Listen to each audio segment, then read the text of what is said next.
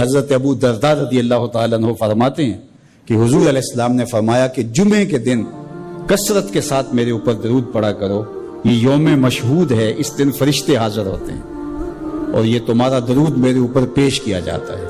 تو صحابہ نے عرض کی یا رسول اللہ صلی اللہ علیہ وسلم، جب آپ وصال کر جائیں گے تو کیا یہ سلسلہ بعد میں بھی یوں ہی جاری رہنا چاہیے؟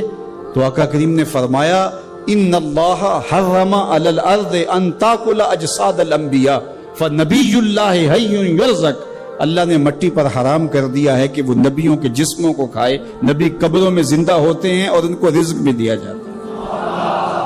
اللہ اکبر، تو زندہ ہے واللہ، تو زندہ ہے واللہ، میرے چشم عالم سے چھپ جانے والے، اللہ نے ان کو وہ حیات طیبہ اور طاہرہ سے نوازا ہے، وہ قبر میں زندہ ہیں، قبر میں حیات ہیں اور اپنی امت کے احوال سے آگاہ ہیں۔ امام مالک امام دار الہجرہ آپ فرماتے ہیں کہ جب کوئی حضور کے روضے پہ جائے تو باقی ائمہ نے کہا کہ وہ کہیں ہم حضور کے روضے کی حاضری کے لیے گئے تھے اور ہو کے آئے ہیں، لیکن امام مالک کہتے ہیں اگر کوئی حضور کے روضے سے ہو کے آئے تو کہے میں حضور سے مل کے آیا ہوں،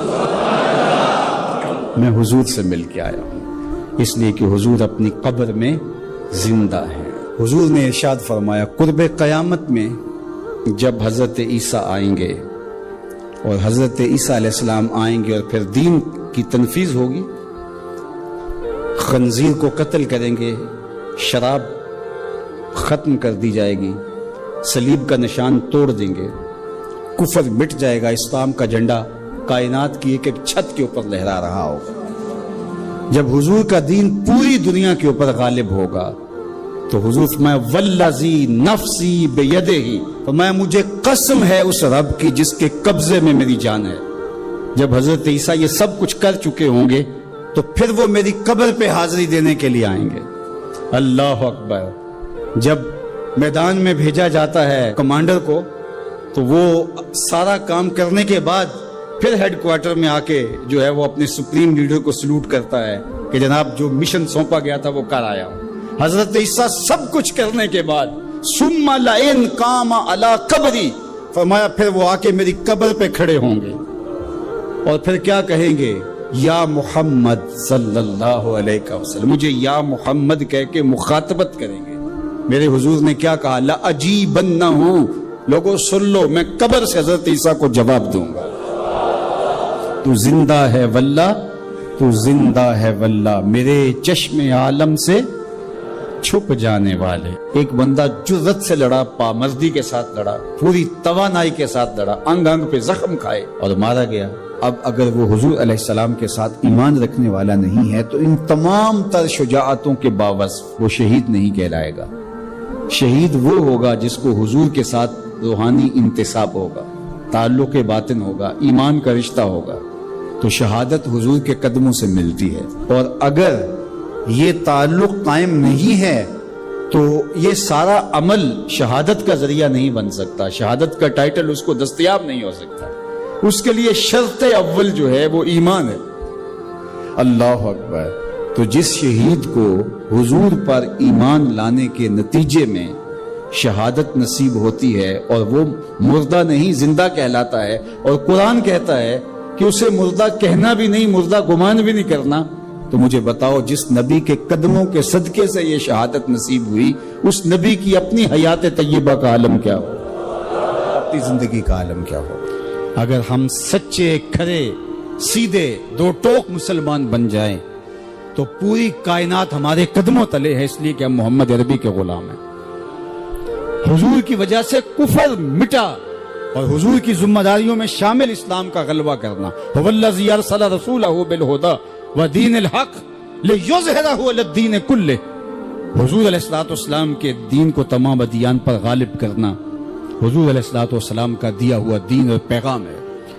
اور قرب قیامت میں اتنی دیر تک قیامت نہیں آئے گی جب تک پوری دنیا پر اسلام نہیں پھیل جائے گا، پوری دنیا پر اسلام نہیں پھیل جائے گا، شرق سے لے کر غرب تک، شمال سے لے کے جنوب تک، کائنات کی ایک چھت بھی ایسی نہیں ہوگی جہاں محمد عربی کے نام کا جھنڈا نہیں جھول رہا ہوگا، حضور کے نام کے پھریرے لہرا رہے ہوں گے۔ یہ اللہ کے محبوب کی عظمت ہے، کفر مٹ جائے گا۔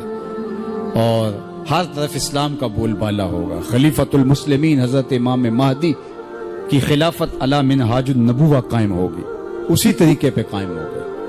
حضرت عیسیٰ علیہ السلام کے انفاس کی مہک سے دجال پگھلتا چلا جائے گا، اور حضور کے دیوانے آگے بڑھ بڑھ کے اسلام کے جھنڈے گاڑتے چلے جائیں گے، اور پوری کائنات کے اندر پھریرے حضور کے ہوں گے. تو فرمایا انا الماہی، میں ماہی ہوں. اللہ اکبر. الذی یمحو اللہ بی الکفر، اللہ میری وجہ سے کفر کو مٹا ڈالے گا. ہر طرف اسلام کے پھرے رلے.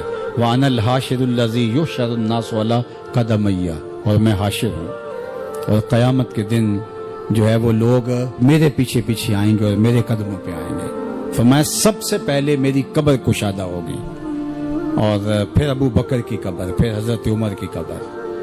دائیں ہاتھ میں ابو بکر کا ہاتھ ہوگا، بائیں ہاتھ میں عمر کا ہاتھ ہوگا. ہاکذا نبعث یوم القیامہ، فرمایا قیامت کے دن ہم قبروں سے ایسے ہی اٹھیں گے. اللہ اکبر. کیا شان ہوگی، کیا عظمت ہوگی، کیا رفتوں کے پھریرے ہوں گے. اور پھر حضور حشر میں آئیں گے. اللہ اکبر. پھر حشر میں حضور کا آنا، اور پھر لوگوں کی پناہ بننا، لوگوں کے لیے امان بننا. پیش حق مجدہ شفاعت کا سناتے جائیں گے، آپ روتے جائیں گے، ہم کو ہنساتے جائیں گے.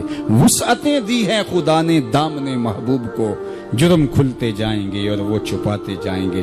وَأَنَا الْعَاقِبُ الَّذِي لَيْسَ بَعْدَهُ نَبِيٌّ، اور میں عاقب ہوں. عاقب، اور عاقب وہ ہوتا ہے جس کے بعد کوئی نبی نہیں ہوتا. پس خدا بر ما شریعت ختم کر، بر رسول ما رسالت ختم کر. اللہ نے حضور کے بعد نبوت کا دروازہ بند کر دیا. اب کسی نبی کے آنے کی ضرورت نہیں.